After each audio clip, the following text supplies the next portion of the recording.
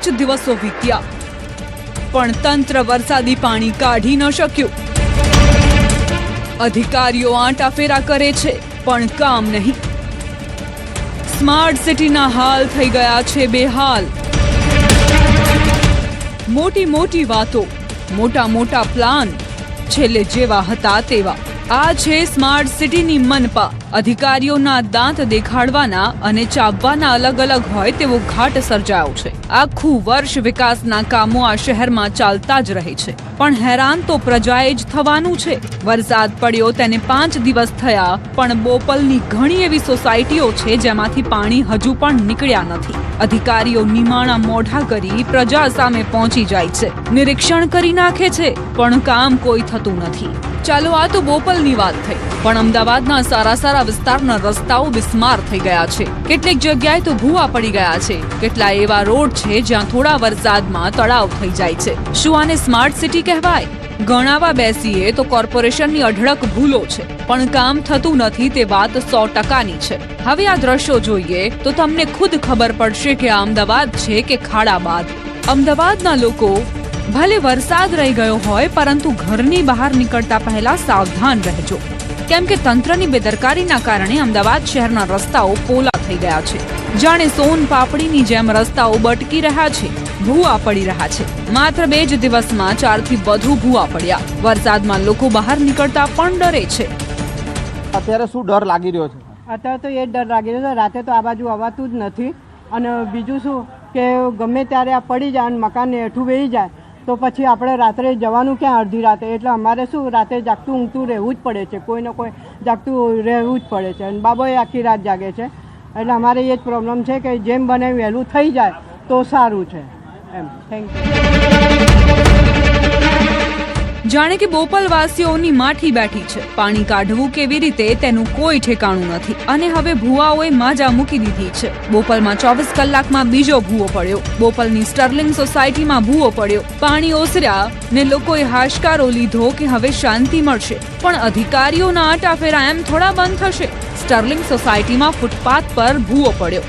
આ જુઓ, બંગલાના કમ્પાઉન્ડમાં પણ ભૂવો પડ્યો। આખી જમીન જ નીચે બેસી ગઈ। ભૂવો પડતા ઘરની ઓસરીનો કેટલોક ભાગ પણ ધસી ગયો। એક વ્યક્તિ પણ ભૂવામાં પડ્યો। અધિકારીઓ વિઝિટ કરવા ચોક્કસ આવી ગયા અને મોટી મોટી વાત કરી ચાલતી પકડી। થોડી વાર પહેલા જ અમને ફરિયાદ મળેલી કે એક મકાનમાં કંઈ સેટલમેન્ટ થયેલું છે એટલે અમારી ટેકનિકલ ટીમ અને અહીંયા છે, હું પણ અહીંયા વિઝિટમાં આવ્યો છું। અમે ચેક કરી લઈશું શું કારણ છે એક્ઝેક્ટ અને જલ્દી એનું સોલ્વ કરવાનો પ્રયત્ન કરીશું। કયું કારણ હોઈ શકે છે અહીંયા ભૂવા પડવાનું કારણ?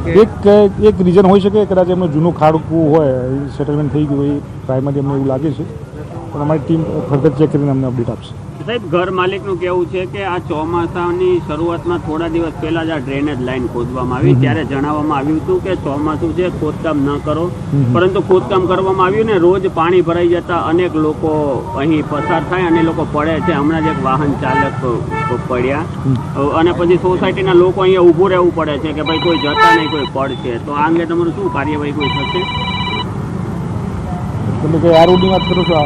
હા, જે ખોદકામ તો જે વિકાસના કામો છે, સપોઝ ડ્રેનેજ લાઈન કે સ્ટોમ વોટર લાઈન એ નંખાશે તો જ આ કાયમી ધોરણે સોલ્યુશન આવશે। એટલે એ માટે જે પણ કામ થયા છે તો સેટલમેન્ટ ના થાય એ માટે વોટરિંગ કરીને કામ કરેલું હશે પણ આપ જે કહો છો એ હું વેરીફાઈ કરેલું છે। બોપલ વિસ્તારની તમે મુલાકાત લીધી, શહેરમાં મંદિર પર તમે ગયા હતા, હજુ પાણી નથી હોતા, 4-5 દિવસ થઈ ગયા છતાં પણ ત્યાં કયા પ્રકારની કામગીરી? બોપલમાં લગભગ 3 ફૂટ પાણી ઉતર્યું છે, ત્યાં પંપ કાર્યરત છે હાલમાં। એટલે જેવું બોપલ તળાવનું એનું તળાવનું લેવલ ઉતરશે ત્યાં એ પછી તરત સોલ્યુશન આવશે।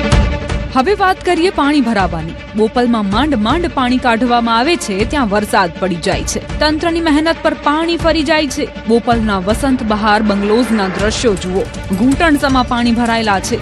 સૌથી હાઈફાઈ સોસાયટી છે। પહેલા વરસાદમાં સોસાયટીમાં પાણી ભરાયા હતા, લોકોના ઘરમાં પાણી ભરાઈ ગયા હતા। અત્યારે પણ સ્થિતિ કોઈ સારી નથી, લોકો ત્રાહિમામ પોકારી ગયા છે।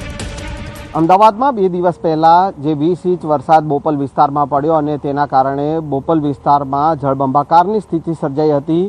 જો કે એકાદ દિવસના વિરામ બાદ આજે ફરી એકવાર ધોધમાર વરસાદ વહેલી સવારે પડ્યો અને અત્યારે વરસાદે વિરામ લીધો છે, પરંતુ એ 3 દિવસથી જે વરસાદના પાણી બોપલના અનેક એવી સોસાયટીઓમાં હજુ પણ ભરાયેલા જોવા મળી રહ્યા છે। હાલ ન્યૂઝ 18 ગુજરાતીની ટીમ બોપલના વસંત બહાર બંગલોઝ વિસ્તારમાં છે અને હાલ આપ જે જોઈ શકો છો કે એ 3 દિવસના પાણી હજુ પણ આ વસંત બહાર બંગલોઝના જે કેમ્પસમાં પાણી ભરાયેલા છે એ ઓસર્યા નથી. અને છેલ્લા જ્યારથી વરસાદ પડ્યો ત્યારથી ખૂબ અમે તકલીફ ભોગવી રહ્યા છીએ. વરસાદને કારણે વાહનો ડૂબી ગયા છે, એમાં ખૂબ અત્યારે તો બંધ હાલતમાં છે.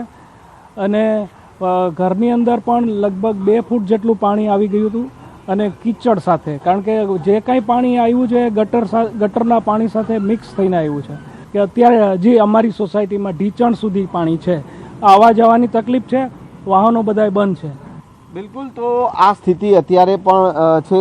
કલાકો વીતી ચૂક્યા છે, વરસાદે વિરામ લીધો છે, પરંતુ એ પાણી હજુ પણ ઓસરવાનું નામ લેતા નથી. અને જે વસંત બહાર બંગલો જે છે, અંદાજે અલગ અલગ જે વિભાગો છે અને તમામ વિભાગોમાં કુલ 200 જેટલા બંગલોઝ છે.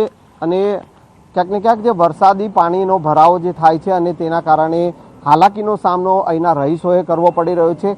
ચોક્કસથી 3 દિવસ પહેલાં જે વરસાદ પડ્યો અને તેમના ઘરોમાં પાણી આવી ગયા હતા, એ ઘરોમાંથી પાણી ઓસર્યા છે, પરંતુ હજુ પણ આજે બંગલોઝના કેમ્પસમાં પાણી એટલા ને એટલા જ ભરાયેલા છે. અને તેના કારણે ક્યાંક ને ક્યાંક રોગચાળાઓ ફેલાય તેવી ભીતિ જે છે તે સ્થાનિક લોકોને વર્તાઈ રહી છે. મનપાની કામગીરીના વખાણ હજુ પણ કરીએ તો શહેરમાં 2 ઇંચ વરસાદે જ તંત્રની પોલ ખોલી નાખી. 2 ઇંચમાં જ ચાણક્યપુરી થયું પાણી. ચાણક્યપુરી વિસ્તાર આખો બેટમાં ફેરવાઈ ગયો. જાણે